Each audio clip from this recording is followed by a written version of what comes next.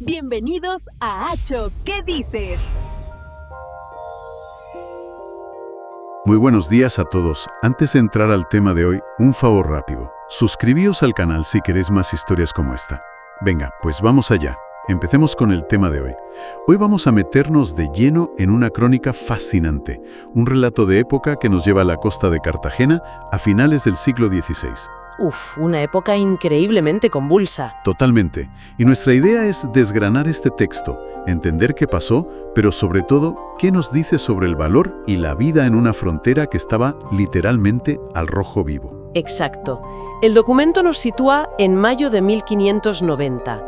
Hay que pensar que vivir en la costa en ese momento era un estado de alerta constante. No eran unas vacaciones en la playa, desde luego. Para nada. El Mediterráneo era un campo de batalla. Por un lado, la monarquía hispánica y por otro, pues los corsarios berberiscos, aliados del Imperio Otomano. Y el horizonte podía traer comercio o el terror. Justo. Podía traer barcos con mercancías o una incursión que acababa con pueblos enteros esclavizados. Y en medio de todo ese polvorín, el texto nos presenta una torre vigía, la Torre de Cope, y a un protagonista que, a mí por lo menos, me parece inesperado. Don Nicolás Bienvengud. Sí. Un regidor, un hombre de despachos, que de repente tiene que coger la espada. Así que vamos a ver qué pasó exactamente esa semana de la ascensión de 1590. El relato empieza con una noticia que cae como una bomba en Cartagena. La Torre de Cope ha caído. A ver, para quien no esté muy metido en el tema, ¿qué significaba de verdad que cayera una torre vigía? ¿Era un simple contratiempo? En absoluto. Era una catástrofe. A varios niveles, además. ¿Así? Primero, el estratégico. A ver, estas torres eran una red, un sistema de alerta. Se avisaban unas a otras con humo de día y fuego de noche. El WhatsApp de la época. Algo así, sí. Si una caía, se creaba un agujero negro en la defensa, una zona ciega de kilómetros por donde el enemigo podía colarse. O sea, la puerta quedaba abierta de par en par. De par en par. Pero luego está el drama humano, que es lo que más impacta en la crónica. En la torre había 16 hombres. ¿Ya? Y el texto insiste en que eran hombres de la tierra. Vecinos, pescadores, agricultores, gente con familia. Claro, no eran soldados anónimos. Exacto. Su captura era una tragedia para toda la comunidad. Su destino más probable era Terrible. o esclavos en Argel o peor, encadenados a los remos de una galera. Es que te paras a pensarlo y pone los pelos de punta. No es una cifra, son 16 vidas. Y ante esto aparece nuestro hombre, don Nicolás Bienvengud, un regidor. Sí. Explícanos un poco qué era un regidor, porque no es un concejal de ahora, ¿verdad? No, para nada. Un regidor del siglo XVI era una figura con un poder enorme. Formaba parte del gobierno de la ciudad, sí, pero era una mezcla de alcalde, juez, administrador. La élite gobernante. Totalmente. Y lo fascinante de Bienvengud es que no delega, no escribe una carta al rey pidiendo ayuda, no. Él siente lo que la crónica llama un deber sagrado. Su responsabilidad. Su responsabilidad personal y directa. La toga y la espada en ese momento eran dos caras de la misma moneda para él. Y ese deber le lleva a organizar una expedición de rescate. Pero aquí viene lo que a mí me parece increíble del relato. A ver, No estamos hablando de una gran armada. El texto dice que zarpa con 3 barcas armadas. 3. Y las describe como cáscaras de nuez. sí. ¿Qué posibilidades reales tenían? O sea, ¿era un acto de pura desesperación o había algo más? Es una pregunta excelente. Si lo miras en términos de fuerza bruta, pues sí, parecía un suicidio. No podían enfrentarse a una flota. Claro. Pero creo que Bienvengud no pensaba en un combate naval clásico. Su apuesta era otra. La clave no estaba en los barcos, sino en la tripulación. Iba con gente como Gabriel de Castroverde, Miguel Guillén, nombres que nos da el texto. No eran almirantes, eran patrones de barco, lobos de mar. Gente que se conocía aquello como la palma de su mano. Exactamente. Su mejor arma no era un cañón, era el conocimiento del terreno. O sea que apostaba por una especie de guerra de guerrillas en el mar. Justo, una operación de fuerzas especiales, si usamos un término de hoy. Entiendo. Y lo primero que hacen es llegar a la Torre de Cope. Y el panorama que describe el texto es desolador. ¿Qué se encuentran? El enemigo ya no está, pero ha dejado su firma. Destrucción, saqueo, pero lo peor era el silencio, la ausencia de los 16 hombres. Ese silencio debía ser sobrecogedor. un grito mudo que pedía una respuesta. Y aquí es donde la historia da un giro. Porque Bienvengut podría haberse vuelto a Cartagena, ¿no?, a lamentarse. Podría, sí. Pero en lugar de eso, hace algo que demuestra una inteligencia táctica brutal. Se mete en la mente de su enemigo. Es un momento clave. Es pura psicología de guerra. Él piensa, un corsario vive del botín. Claro, es un negocio. Un golpe fácil como el de la torre alimenta su audacia. ¿Por qué se va a ir si la costa está ciega y vulnerable? Lo lógico es que intente otro golpe cerca. O sea, no persigue al barco, persigue la lógica de la codicia del pirata. Exacto. Y esa lógica le lleva a preparar una emboscada.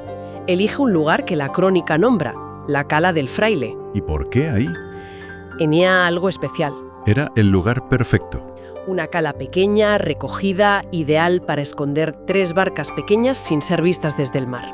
¿Y a esperar? Y a esperar, que como dice el texto, la espera es la madre de todas las batallas.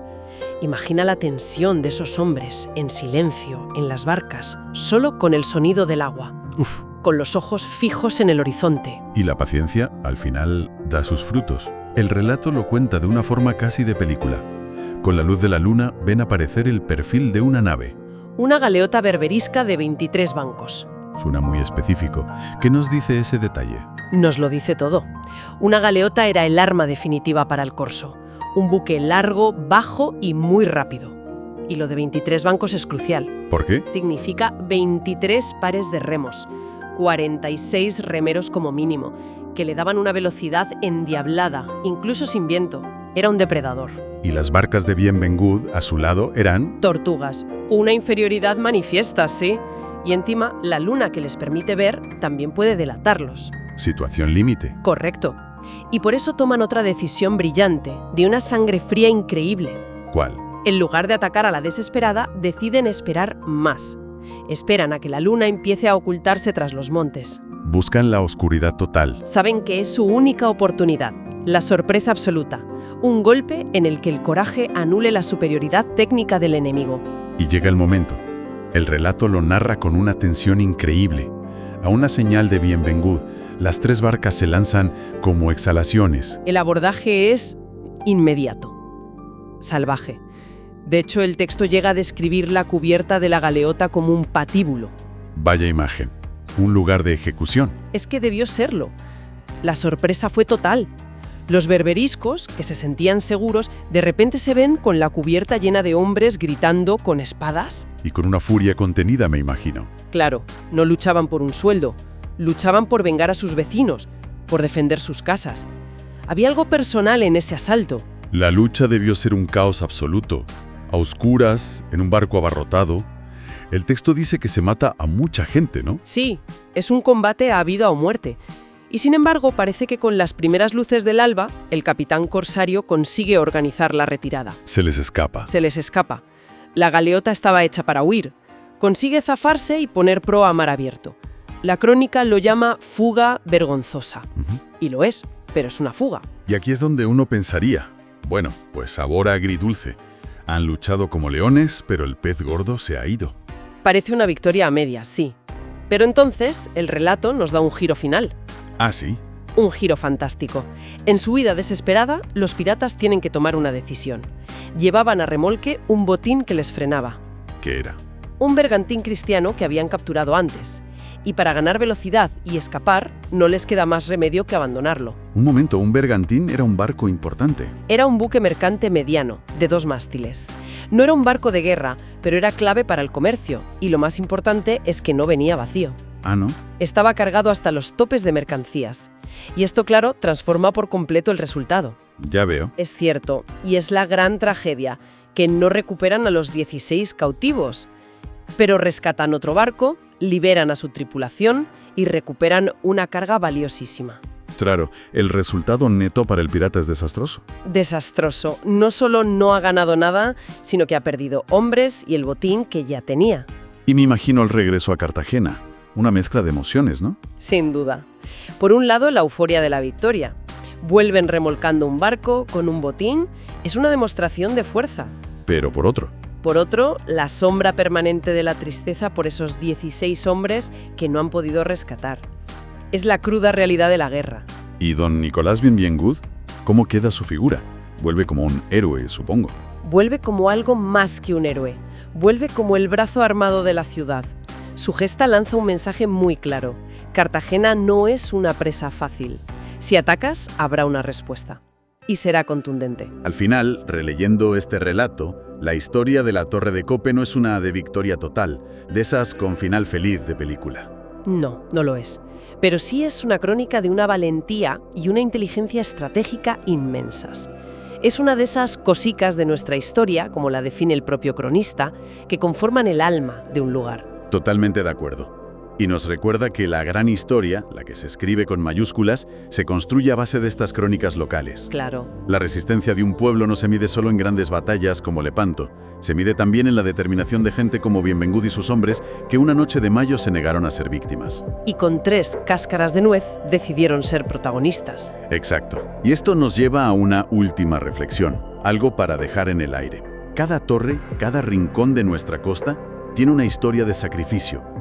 Y quizá la pregunta que nos deja este texto es, ¿cuántos de estos héroes locales, como don Nicolás, han sido olvidados por el tiempo? Muchísimo seguro. ¿Y cómo cambiaría nuestra percepción de la historia si conociéramos más de estas hazañas anónimas que forjaron el carácter de nuestros pueblos? Y con esto llegamos al final por hoy. Muchísimas gracias por acompañarnos. Hasta la próxima.